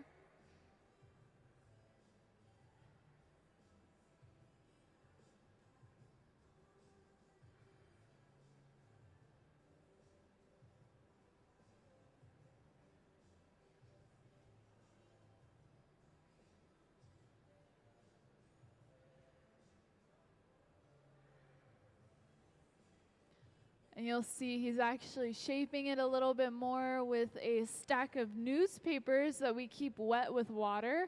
It allows the glass blowers to get a little bit of closer contact with the glass. Can almost feel like they're kind of shaping it with their bare hand.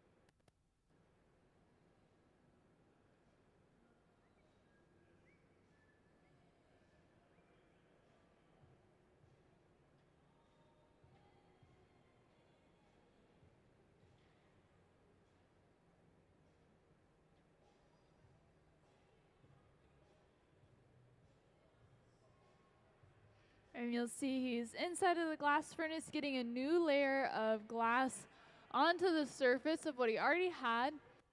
And then he actually did something that we call a strip gather, where he allowed some of that hot glass to actually strip off the surface, just so that we're getting a thinner layer of new glass and not building up too much weight.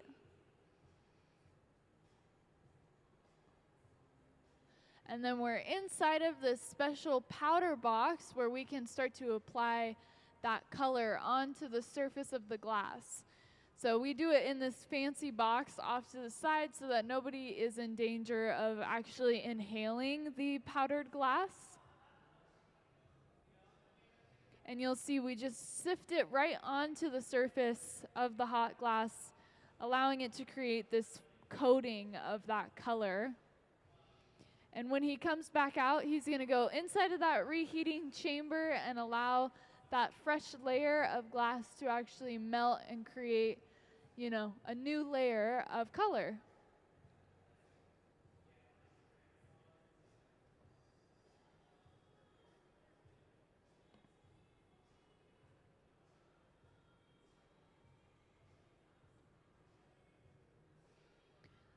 So the process of applying the powdered color onto the surface of glass is very similar to like putting powdered sugar onto a dessert, right? We're kind of dusting it onto the surface with like a little sift, making sure that we get a nice even coating so that we can then go and start to get that glass up to the same temperature and allow it to melt and create a new layer.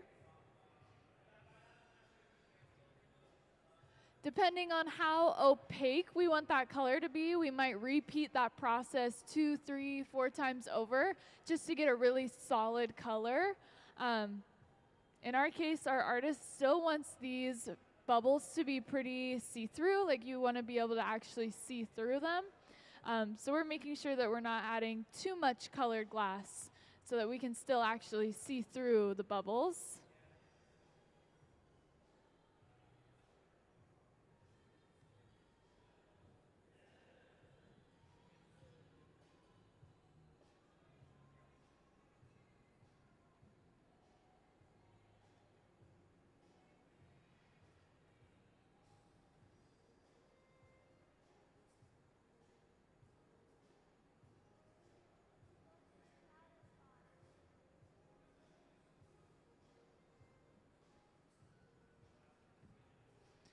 So we can't see it, but we are back inside that powder box, adding another layer of colored glass off to the side. Again, it's in a very like filtered area just to make sure that our glass blowers are safe and also that you guys are safe as we apply this glass in the powder form.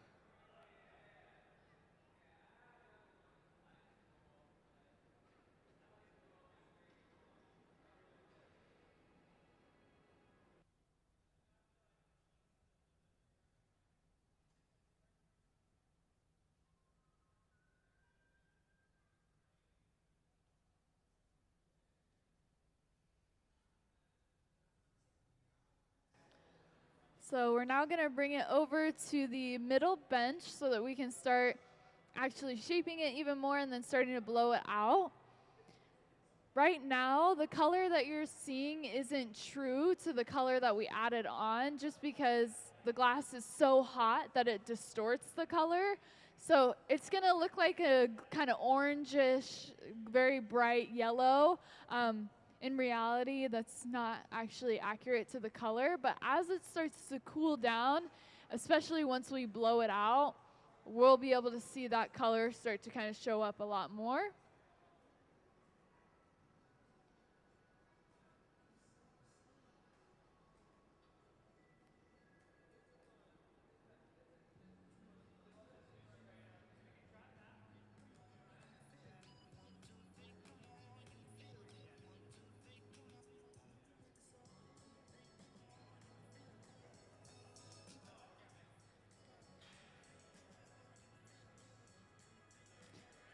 So you'll see he's going in with a wooden tool that we call a block, and we actually keep it soaked in water so that we can use it on the hot surface of the glass.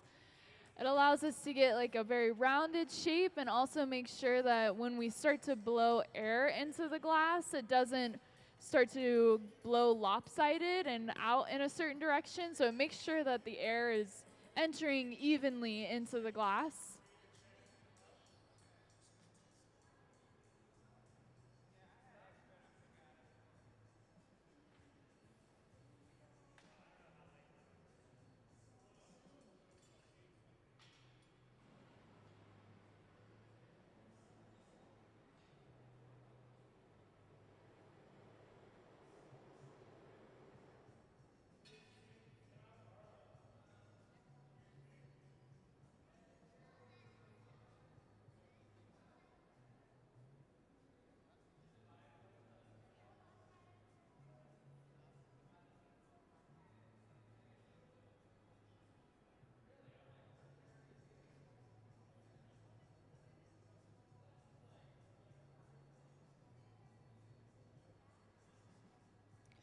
You'll notice that we're going in with a metal tool that we call the jacks.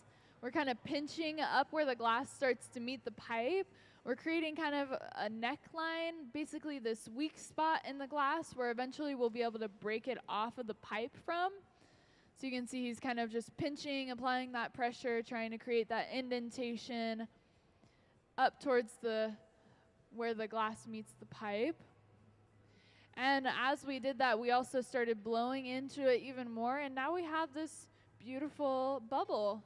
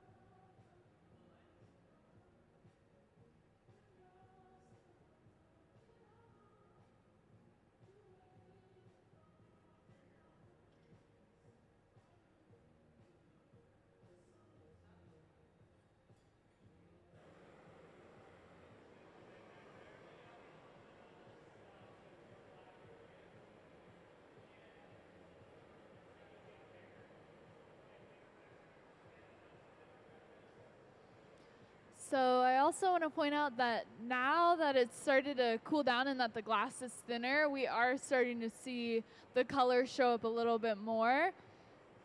And we are also getting a little hint of that effect of that kind of shimmery, iridescent glass that's kind of shining back at you.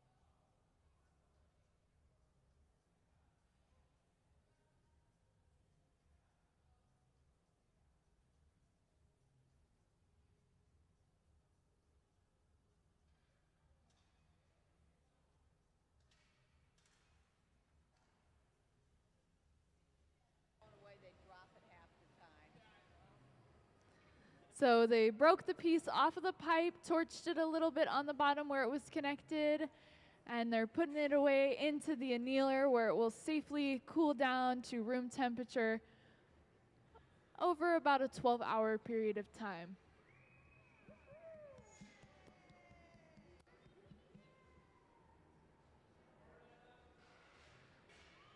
So it looks like they've already started on another one. This may be one of the last ones that we do for today. So we'll be able to see the process as they start it out and then get to blow it up once again.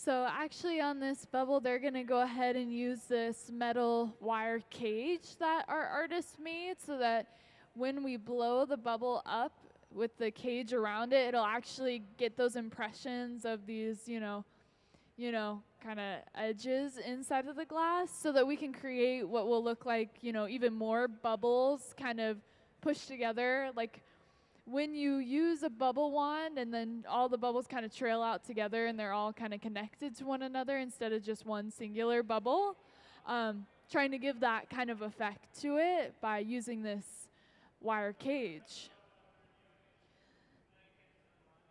So inside of that glass furnace, getting a little bit of glass onto the surface, letting it strip off. This is what we call a strip gather.